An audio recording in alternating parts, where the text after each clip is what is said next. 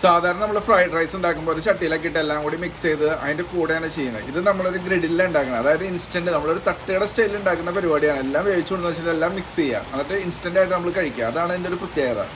ഇതിൽ വേറെ ഒന്ന് മായ മന്ത്രം മാജിക്കും ഒന്നുമില്ല. നമ്മളത് നമ്മുടേതായ ടേസ്റ്റിൽ പെട്ടെന്ന് കഴിക്കാൻ പാകത്തിൽ ഉണ്ടാക്കണം, അത്രേ ഉള്ളൂ. അപ്പോൾ നമുക്ക് തുടങ്ങാം.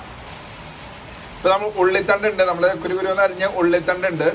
അടുത്ത വരുന്ന ഇൻഗ്രീഡിയൻറ്റ് നമ്മുടെ ഗ്രീൻ പീസാണ്, അത് കുക്ക് ചെയ്തതാണ്. ഇതിൽ നമ്മൾ ഉപയോഗിക്കുന്ന മറ്റൊരു ഇൻഗ്രീഡിയൻ്റ് ആണ് നമ്മൾ സ്ലൈസ് ചെയ്ത മഷ്റൂം കിട്ടും നമുക്ക്. ഇനി വരുന്ന ഇൻഗ്രീഡിയൻറ്റ് മുട്ടയാണ്. ഇനി വരുന്നത് salt and pepper, vegetable oil, soya sauce. അടുത്ത് നമുക്ക് വരുന്ന ഐറ്റം ക്രഷ്ഡ് പെപ്പറാണ്. ഇതിൽ നമ്മുടെ ചോയ്സിനനുസരിച്ചുള്ള സാധനങ്ങൾ നമുക്ക് കൊടുക്കാം. ഇപ്പം ഞാനിവിടെ യൂസ് ചെയ്യുന്നത് ഷ്രിമ്പ് യൂസ് ചെയ്യുന്നുണ്ട്. ഇത് കുക്ക്ഡ് ഷ്രിമ്പാണ്, നമുക്കിപ്പോൾ കടയിൽ നിന്ന് വാങ്ങിക്കാൻ കിട്ടുന്നതാണ്. ഇത് നമ്മൾ ബീഫ് യൂസ് ചെയ്യുന്നുണ്ട്. ബീഫ് നമ്മൾ മാരിനേറ്റ് ചെയ്ത് വെച്ചതിന് ശേഷം 1 മണിക്കൂർ മാരിനേറ്റ് ചെയ്ത് വെച്ചിട്ട് നമ്മളത് കുക്ക് ചെയ്ത ബീഫാണ്. ആ ബീഫ് ഉണ്ട്.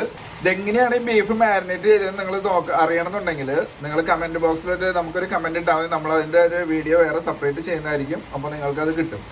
നമ്മൾ മാരിനേറ്റ് ചെയ്ത് വെച്ചിട്ട് കുക്ക് ചെയ്ത ചിക്കനാണിത്. അതുപോലെ തന്നെ ചിക്കൻ എങ്ങനെ മാരിനേറ്റ് ചെയ്തെന്നുള്ളതിൻ്റെ വീഡിയോ നമുക്ക് ചെയ്യാവുന്ന കേസുള്ളൂ. നിങ്ങൾക്ക് ആവശ്യമുണ്ടെങ്കിൽ, നിങ്ങൾക്ക് ഇൻസ്റ്റൻ്റ് ആയിട്ട് പെട്ടെന്ന് ഉണ്ടാക്കാൻ താല്പര്യം ഉണ്ടെങ്കിൽ നിങ്ങളൊരു കമൻറ്റ് ഇടാൻ, നമ്മളത് ഷെയർ ചെയ്യുന്നതായിരിക്കും.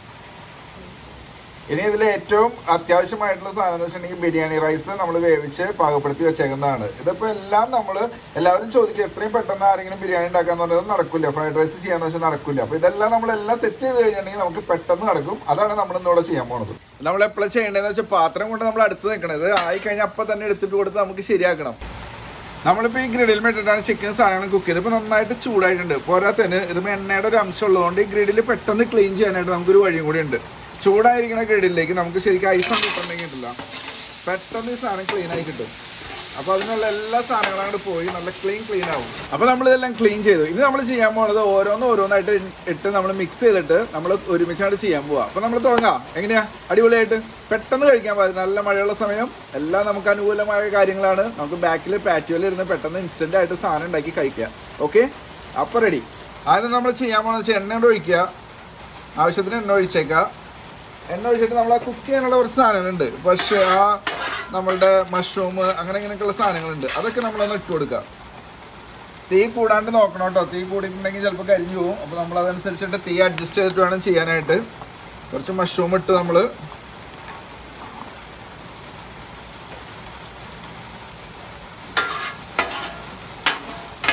അതിൻ്റെ ആ പച്ചക്കുത്ത് പോകാൻ വേണ്ടിയിട്ട് ആദ്യം നമ്മളത് ഇട്ട് കൊടുക്കണേ. അപ്പോൾ പിന്നെ അതങ്ങോട്ട് വേഗം നമുക്കവിടെ ശരിയാക്കി കിട്ടും. മഷ്റൂം ആയതുകൊണ്ട് അധികം സമയവും വേണ്ട, പെട്ടെന്ന് ആയിക്കോളും. പിന്നെ നമ്മൾ ഇട്ട് കൊടുക്കേണ്ടതെന്ന് വെച്ചിട്ടുണ്ടെങ്കിൽ നമുക്ക് നമ്മുടെ ഉള്ളിത്തണ്ട് ഉണ്ടല്ലോ, അതിട്ട് കൊടുക്കുക.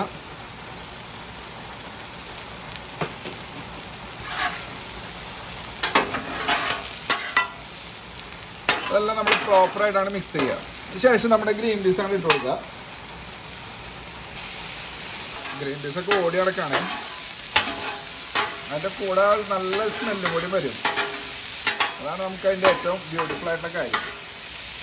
പിന്നെ നമ്മൾ തൊട്ടപ്പുറത്ത് വേറൊരു കാര്യം കൂടി ചെയ്യേണ്ടതെന്ന് വെച്ചാൽ കുറച്ചും കൂടി എണ്ണ നമുക്ക് കുറയുന്നതനുസരിച്ച് ഇട്ട് കൊടുത്തിട്ട് നമ്മളെ ചതച്ച മുളകില്ലേ, ആ മണം വരും കേട്ടോ. എല്ലാവരും ശ്രദ്ധിക്കുക. ചതച്ച മുളകിൻ്റെ മണം വരുമ്പോൾ നല്ല കുത്തായിരിക്കും. മുളകിൻ്റെ അയൽവക്കക്കാരെങ്കിൽ ഓടിച്ചോളൂ വരും നമ്മൾ. അപ്പോൾ സൂക്ഷിക്കുക. ഒന്ന് അതാക്കിയിട്ട് ഇതിൻ്റെ കൂടെ അങ്ങോട്ട് മിക്സ് ചെയ്തേക്കാം.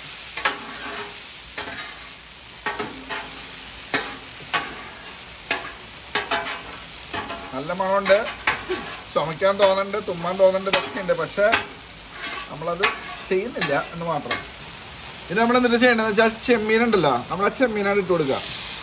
നല്ല വലിയ ഷിമ്പാണ്, അത് ഇട്ട് കൊടുക്കുക. നമ്മളത് എന്താ കാര്യം എന്ന് വെച്ചിട്ടുണ്ടെങ്കിൽ ഇതൊക്കെ നമ്മൾ ആ സൗണ്ട് കേൾക്കുമ്പോൾ നമ്മുടെ നാട്ടിലൊക്കെ ആ തട്ടുകടയിലൊക്കെ ചെന്ന് കഴിക്കുന്നത് സുഖമില്ലേ, ആ ഒരു കാര്യമാണ് ഓർമ്മ വരുന്നത്. ഇതെല്ലാം കുക്ക് ചെയ്ത് വെച്ച സാധനങ്ങളാട്ടോ. അതുകൊണ്ടാണ് നമുക്ക് ഇത്ര പെട്ടെന്ന് ഉണ്ടാക്കാൻ. അല്ലെങ്കിൽ നമുക്കിത് പറ്റില്ല, അല്ലെങ്കിൽ കുറേ സമയം എടുക്കും അത്. ഇതൊപ്പം തന്നെ നമുക്ക് കുറച്ച് സോയ സോസ് ആണ് ഒഴിച്ചു കൊടുക്കുക. കാരണം അപ്പോൾ ആ ചെമ്മീനിൽ എല്ലാത്തിലേക്കാണ് കറക്റ്റായിട്ട് പിടിച്ചോളും. ചോറിടുന്നതിന് മുന്നേ ഒഴിച്ചു കൊടുക്കുന്നത് നല്ലതാണ്. ഇതൊന്നും കൂടിയാണ് മിക്സ് ചെയ്യുക.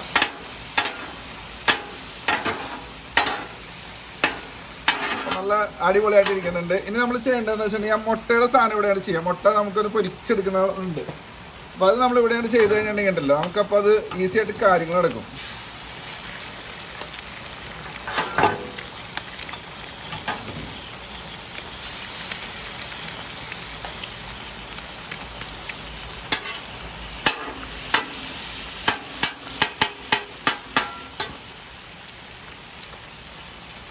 എന്നിട്ട് കുറച്ച് കുരുമുളക്,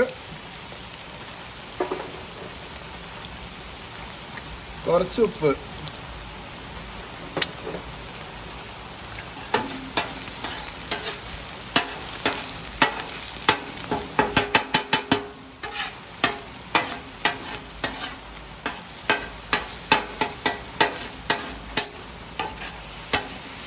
ഇതാണ് ആഡ് ചെയ്തേക്കാം.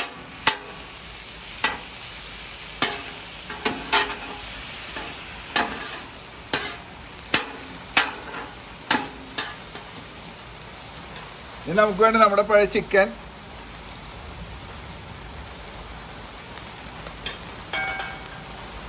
അതുപോലെ തന്നെ നമ്മുടെ ബീഫ്. തീ നമ്മൾ നന്നായിട്ട് കുറച്ചിടാം കേട്ടോ. തീ കുറച്ചിട്ടാണ് നമ്മൾ ചെയ്യാനായിട്ട്. ബീഫ് എന്നൊക്കെ പറഞ്ഞിട്ടുണ്ടെങ്കിലല്ല, നമ്മൾ നന്നായിട്ട് മൊരിച്ച് വെച്ച ബീഫാണേ. നമ്മൾ മാരിനേറ്റ് ഒക്കെ ചെയ്ത് നന്നായിട്ട് മൊരിച്ച ബീഫാകുമ്പോൾ നമുക്ക് നല്ല ടേസ്റ്റ് ഉണ്ടാവുമായിരുന്നു. ഇപ്പോഴത്തെ സ്റ്റൈലിൽ നമ്മൾ എന്നിട്ട് ചെയ്യേണ്ടതെന്ന് വെച്ചാൽ ചോറ് നമ്മളാണ് ഇടുക.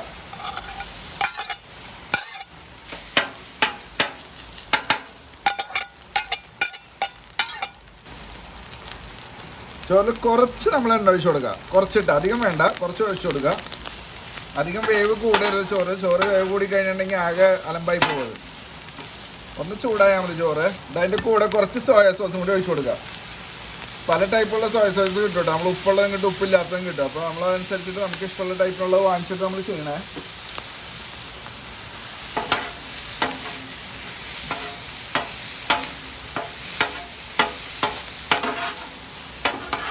നമ്മളിതെല്ലാം കൂടിയാണ് മിക്സ് ചെയ്യാൻ.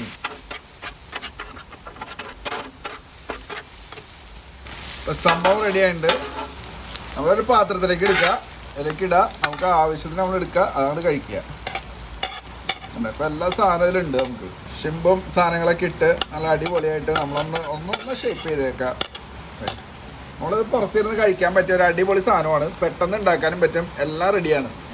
നമ്മളിതാണ്ട് കഴിഞ്ഞിട്ടുണ്ടല്ല, സാധനങ്ങൾ കഴിക്കുക. അടിപൊളിയാണ്. ഞാൻ ഉണ്ടാക്കിയിട്ട് ഞാൻ തന്നെ പറഞ്ഞിട്ട് കാര്യമില്ല. നിങ്ങൾ തന്നെ ഉണ്ടാക്കുക. നിങ്ങൾ തന്നെ ഉണ്ടാക്കിയിട്ട് നിങ്ങൾ കഴിച്ചിട്ട് നിങ്ങൾ നമുക്ക് കമൻറ്റ് ചെയ്യാം. Okay, thank you, by.